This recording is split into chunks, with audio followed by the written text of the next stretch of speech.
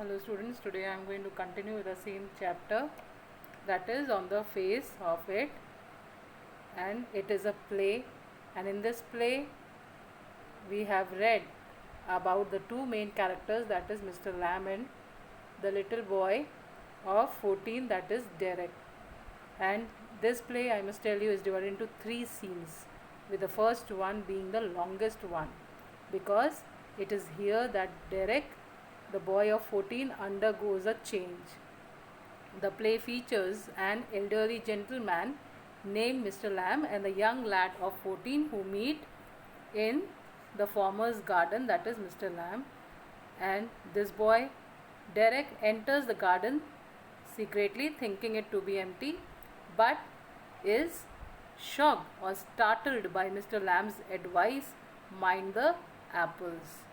And the young boy is confused and also feels guilty because he had entered the garden out of curiosity, thinking it to be empty, and he comes across Mr. Lamb, which he did not expect, and then he consequently he felt quite embarrassed and wants to go home.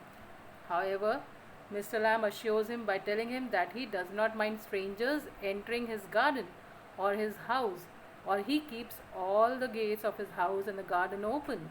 And he tells Derek that he need not be afraid of anything. Then Mr. Lamb does not know that Derek is a complex ridden lad. So he is surprised when Derek reacts haughtily to the word afraid and tells him that people are afraid of him because of his ugly face, one side of which got burned because of acid. Then Mr. Lamb does not react as expected by the boy, and then instead he stays cool and tells Derek that he is going to make jelly out of the ripe apples. And then Derek does not like the change of topic, and Mr. Lamb tries to build up the boy's confidence by telling him that he loves all creatures made by God, and that nothing in this world is so worthless that it deserves to be considered as a waste or a trash. And he points out towards the weeds and says that weeds also have its own value. So according to Mr. Lamb, all those creatures who are present in the world has their own value, and so nothing is worthless. None of the person who is born on this earth, none of the creature that is born on this earth is worthless. Everything or every creature is born for something or the other and keeps the value. It has its own value. So now at this stage, then Mr. Lamb tells Derek that he too is handicapped and is having a tin leg because the real one had got blown off in the war. And now whenever he goes out, children tease him by calling him Lamey Lamb. But Mr. Lamb, he does not mind it, and he advises Derek to ignore people's comment. And then Derek, however, is bursting with anger against this world and is critical of his mother also, because he feels that she kisses him only on the good side of the face. So whatever he had thought in his mind, he had set in his mind, he does not want to change it, and he has taken it as a fact. So Mr. Lamb is trying to change this little boy. He tries to deal with the negative attitude of this boy in a positive way and advises him to think of the beautiful objects of the world. Then Derek slowly feels interested in the unusual talks and ideas of Mr. Lamb and takes some interest in what he says. And at this point of time, Derek makes a meaningful comment by saying, "Think of all those people worse off than you." So, however, bitterness once again takes the place of Derek as he is reminded of the comments of the people about him, to which Mr. Lamb answers meaningfully. He says that, "So you believe everything you hear then?" Then indirectly advising him to hear only those things that are worth hearing. That means to filter the words of the people and to listen the things which are good for them, and we should take everything in a positive way. Then meanwhile, Mr. Lamb He does not forget the task before him and thinks of his beehive and the musical humming bees. And some people, however, call it buzzing, and it is the attitude in life that matters, he says. And realizing that Derek is interested in what he says, Mr. Lamb narrates the incident of a timid man who refuses to come out of his house lest he should meet some fatal accident, but died in his room itself. So the plight was that that man who was scared of coming out of the house just because of the fear that he might not meet some fatal accident and die. So what was the reality? That in reality, what happens? He died in his own room without coming out of his room. He died in his room. So this shows that whatever is written in your destiny, you have to bear it. So what happened with that man? A picture fell off the wall on his head and killed him. So through this story, Mr. Lamb wants to bring home the idea that one cannot change one's destiny. So this story makes Derek laugh a lot, and from now on his attitude towards Mr. Lamb in particular and life in general starts taking a U-turn. So this is what we read in the last class. So now let's proceed further. The next words are said by Derry. Derry says, "What do you do all day, Mr. Lamb?" "Sit in the sun, read books." "Ah, you thought it was an empty house, but inside it's full, books and other things, full." Derry, "But there aren't any curtains at the windows, Mr. Lamb." "I'm not fond of curtains, shutting things out, shutting things in. I like the light and the darkness and the windows open to hear the wind." Derry, "Yes, I like that. When it's raining, I like to hear it on the roof." Mr. Lamb, "So you are not lost, are you?" "Not altogether. You do hear things. You listen." Derry, "They talk about me downstairs when I am not there." "What will he ever do? What's going to happen to him when we have gone? However will he get on this world?" Looking like that, with that on his face, that's what they say. So Mr. Lamb says, "Lord boy, you've gone 2 arms, 2 legs and eyes and ears. You've got a tongue and a brain. You'll get on the way you want, like all the rest. And if you chose and set your mind to it, you cannot get on better than all the rest." Then Derry says, "How?" Mr. Lamb, "Same way as I do." So in this conversation, there are many important lines which are said by Mr. Lamb. So in all these lines, now Derry in the beginning asked Mr. Lamb what did he do all day, and to this he replied that he sat in the sun reading books, and he said that the house was full of books and it was not empty. Derek looked at the house and said that there weren't any curtains on the windows. Then Mr. Lamb on this replied that he did not like curtains at all. Now there is a great big meaning behind these words. What he says, he liked transparency, light, darkness and the wind too, and he loves all these things of nature. And Derry then added that he also liked all of them, and he also liked the sound of the rain falling on the roof of his house. Mr. Lamb commented that Derry was present-minded as he could hear. So Derry said that his family worried about him, that what would he do in future with a burned face. And Mr. Lamb said that Derry had everything. He had 2 arms, 2 legs, 2 eyes, 2 ears, etc. What a normal person has.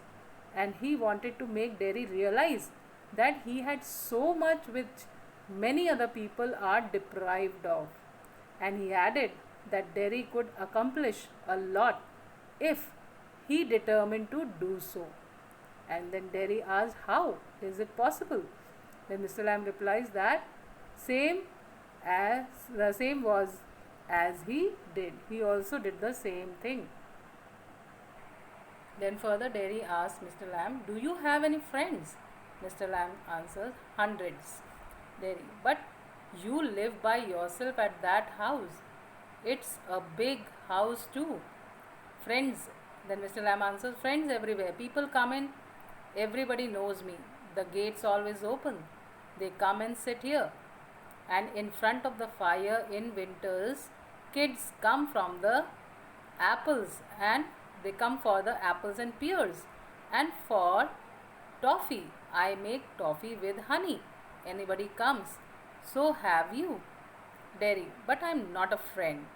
Mr. Lamb, certainly you are. So far as I'm concerned, what have you done to make me think you are not? Derry, you don't know me. You don't know where I come from or even what my name is. Mr. Lamb, why should that signify? Do I have to write all your particulars down and put them in a thing box, in a filling box? Before you can be a friend. Then Derry says, I suppose not. No, Mr. Lamb, you could tell me your name if you choose and not if you didn't. Derry, Derry, only it's Derek, but I hate that. Derry, if I am your friend, you don't have to be mine. I choose that. Mr. Lamb, certainly. Then Derry says, I might never come here again. You might never see me again, and then I couldn't still be a friend. Mr. Lamb, why not? Derry, how could I? You pass people in the street and you might even speak to them, but you never see them again. It doesn't mean they are friends. So now again there is a deep meaning in all this conversation. So in all this conversation, what is said? The Derry, in the beginning, Derry asked if Mr. Lamb had any friends, and on this he replied that he had a few hundreds of them. Derry further said that still he lived alone in such a big house if he had so many friends. Mr. Lamb said that everyone was his friend. Many people visited the garden and the gate always remained open. And they sat there by the fire in winter season. And he says, kids come to pick apples and pears and to take the honey toffees made by him. Then Derry said that he wasn't a friend of Mr. Lamb's. He said that Derry was a friend because he had not done any such thing that could seize their friendship, or that shows that he is not his friend. Derry said that they did not know each other well to become friends. So Derry has a different definition of a friend, but Mr. Lamb do not think so. And Mr. Lamb, he did not consider that to be important, and he did not need Derry's any particulars before becoming friends with him. Then Mr. Lamb said that if he wished, he could tell him his name. Derry replied that his name was Derek, but he disliked it and wanted to be called Derry instead. Then he added that he might not visit the place in future, and then they would not remain friends anymore. So on this, Mr. Lamb asked the reason, and Derry replied that one crosses many people while walking down on the street and might speak to a few of them and never see them again after that. So this doesn't mean that they had become friends. So Derry has a different definition of friend, and Mr. Lamb is trying to teach him that everyone whom you meet and talk properly to is a friend only. It doesn't matter that you should keep the particulars of that person.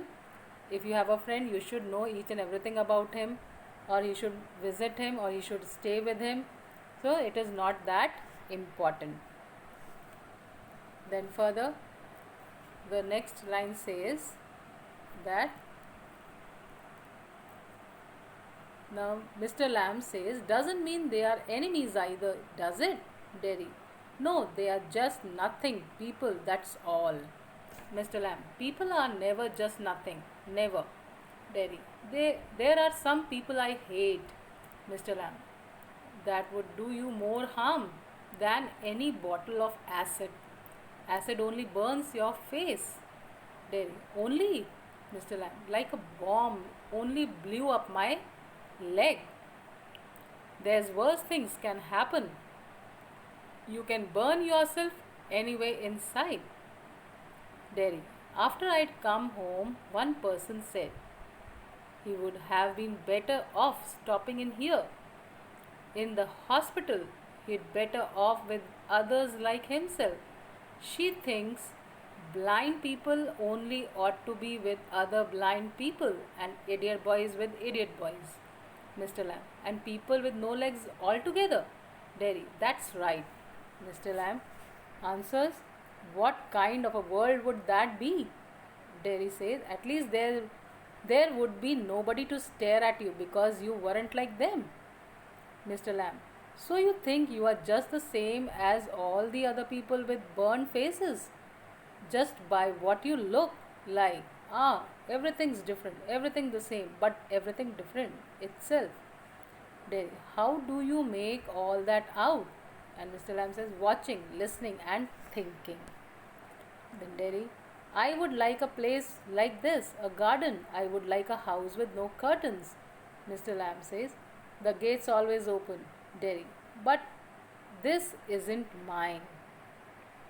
And Mr. Lamb says, everything is yours if you want it. What's mine is everybody's. Derry, so I could come here again. Even if you were out, I could come here.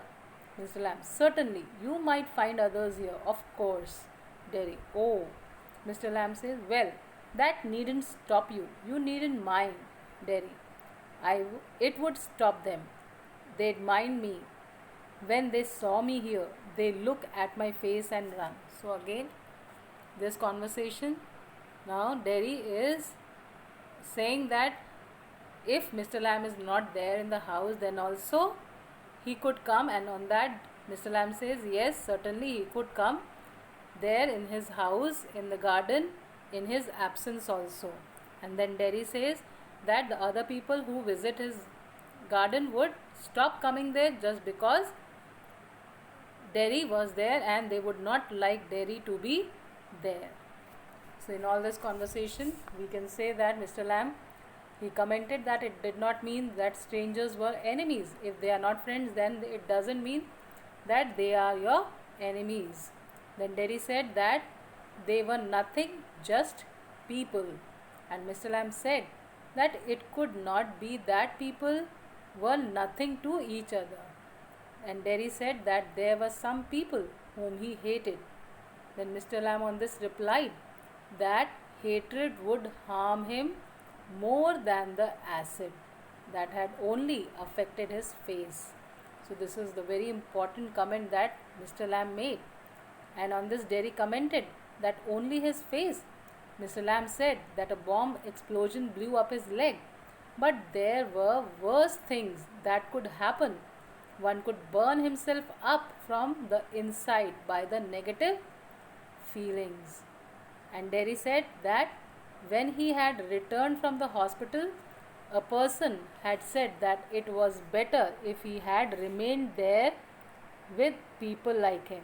Then he added that people think all disabled people should remain together at one place. On this, Mr. Lamb added, this meant that people without legs should remain all together and the world would become imbalanced that way. Then on this, Derry said that at least no one would stare at the other because all of them were similar. So Mr. Lamb asked Derry that did he mean that he was like all other people with burnt faces just because they had similar appearance? Then he added that everything was different, although all things are the same, yet they are different. And on this, Derry got confused. And he said, Mr. Lamb said that our habits of watching, listening, and thinking differently made us different from each other. And Derry said that he liked Mr. Lamb's house and garden, and he replied that Derry was always welcomed here. Derry said that the place was not his. Then Mr. Lamb said that everything was his if he wanted it to be. So whatever belongs to him belongs to Derry also. So he added that all his possessions were for everyone. Derry asked if he could visit the place again, and Mr. Lamb on this replied that he could, and he would find company too, because there are other people also who come to visit his garden. And he added that Derry needn't mind other people. No one would stop him from entering the premises. Then Derry said that they probably would not like to enter the place upon seeing him. Maybe they would look at his face and get scared, and finally they would run away from there. Then further, Mr. Lamb says they might not. You would have to take the risk. So would you? Derry, no, you would. You might have me and lose all your other friends because nobody wants to stay near me if they can help it. Then Mr. Lamb says, I am not moved. Derry, no, Mr. Lamb says, when I go down the street, the kids shout, Lay me lamb. But they still come into the garden, into my house. It's a game. They are not afraid of me. Why should they be? Because I am not afraid of them. That's why not. Derry, did you get your leg blown off in the war? Mr. Lamb, certainly. Then Derry says, how will you climb on a ladder and get the crab apples down then? Mr. Lamb says, oh, there's a lot of things I've learned to do and plenty of time for it. Years. I take it steady. Derry, if you fell and broke your neck, you could lie on the grass and die. If you were on your own, Mr. Lamb says, I could. Then Derry says, you said I could help you, Mr. Lamb, if you want to. Then Derry says, but my mother will want to know where I am. It's 3 miles home, across the fields. I'm 14, but they still want to know where I am. So with this line he means that he is now old enough to take care of himself. But he says that his mother would still be worried about him and she would like to know where he was. Then further Mr. Lamb says, people worry. Then Derry says, people fuss. Mr. Lamb, go back and tell them. Derry, it's 3 miles. Mr. Lamb says, it's a fine evening. You've got legs. This means that he wanted Derry to go home quickly and tell his mother that he was there in the garden. Then Derry, once I got home, they would never let me come back.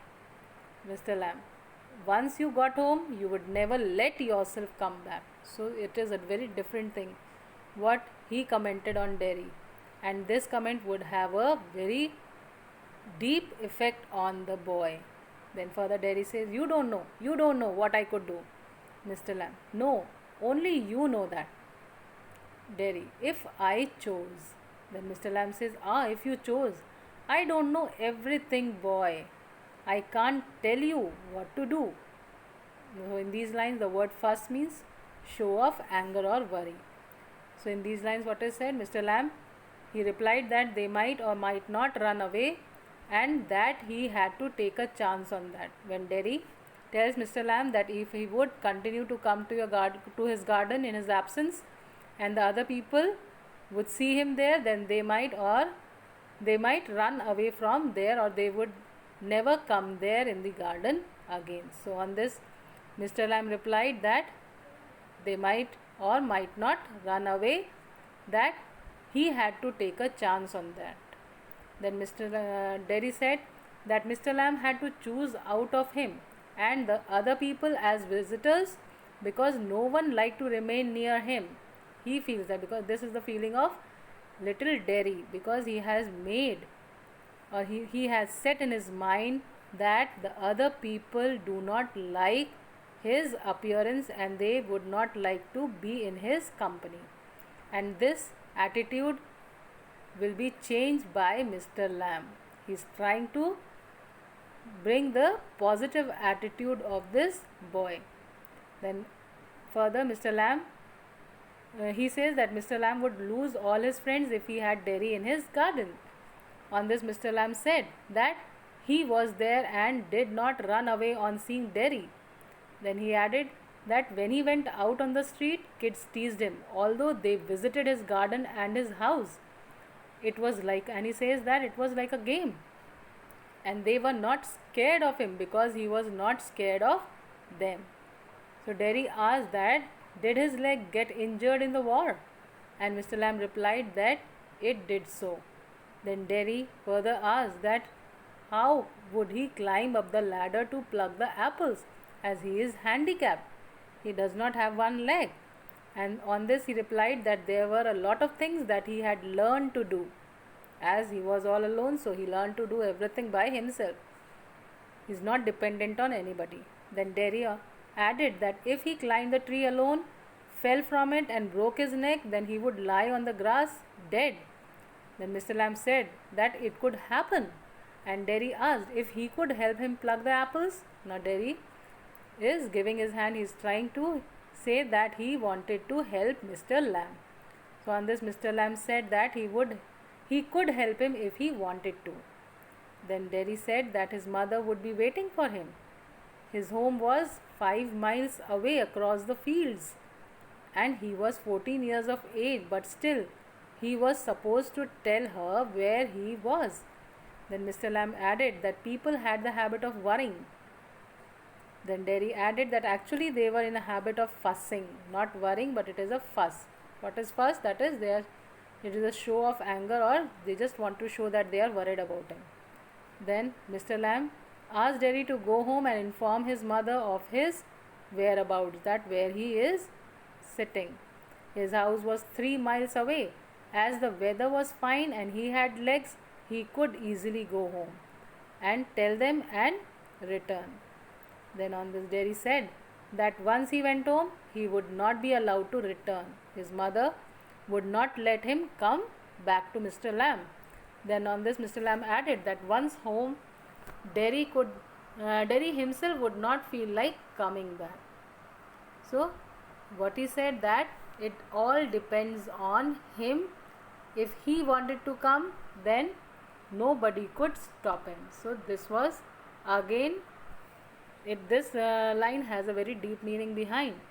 So now he is motivating Derry to take the decision for himself. So Derry said that Mr. Lamb did not know what all he could do. So Mr. Lamb said that only Derry knew what he could do, and Derry started to say that if he chose, but was interrupted by Mr. Lamb, and he said that Derry had to choose and he could not tell him what to do. Then further, the next line says, the next line is said by Derry. Now he says, they tell me, Mr. Lamb, do you have to agree?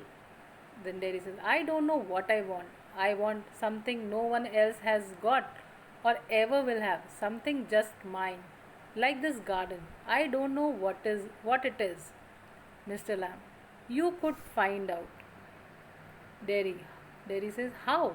Mr. Lamb, waiting, watching, listening, sitting here or going there. I'll have to see through to the bees. Derry, those are the people who come here. Do they talk to you? Ask you things? Mr. Lamb, some do, some don't. I ask them. I like to learn. Derry, I don't believe in them. I don't think anybody ever comes.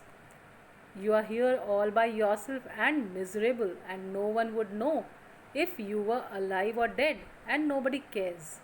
Mr. Lamb, you think what you please. Means you just say whatever you like to. Then Derry says, all right then, tell me some of their names. Then Mr. Lamb says, what are names? Tom, Dick or Harry? Getting up. I'm off down to the bees. Derry, I think you are daft. Daft means crazy.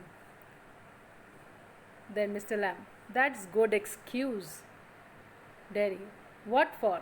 You don't talk sense. Mr. Lamb, good excuse not to come back. And you've got a burned up face, and that's other people's excuse. Then Derry says, you are like others. You like to say things that like that. If you don't feel sorry for my face, you are frightened of it. And if you are not frightened, you think I am ugly as a devil. I am a devil, don't you? Shouts, and then he shouts. Mr. Lamb does not reply, and he has gone to his bees. Then Derry says, no, you don't. I like it here. Then there's a pause. Derry gets up and shouts, I'm going, but I'll come back. You see, you wait. I can run. I haven't got a thin leg. I'll be back. Then Derry, he runs off then there's silence and the sound of the garden is again heard. Then Mr. Lamb says to himself, "There, my dears, that's you seen to. Ah, you know, we all know. I'll come back. They never do, though, not them, never do come back." The garden noises then fades away. So, in these lines, Derry said that his family forced him to do things their way, what they wanted him to do. Then Mr. Lamb said that it was Derry's wish to agree with them or not. Now he is saying that Derry should take his own decision of life. Then Derry was confused now about what he wanted. Something that was only his and no one had it, like the garden. Then Mr. Lamb said that he could find out what he wanted. So Derry is still confused that what he really wanted. Then Derry asked how he could do that, how he would come to know what he wanted.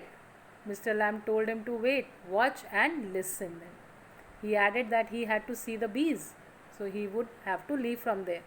Then Derry asked that did the other visitors talk to Mr. Lamb? Then on this Mr. Lamb replied that some did while some did not.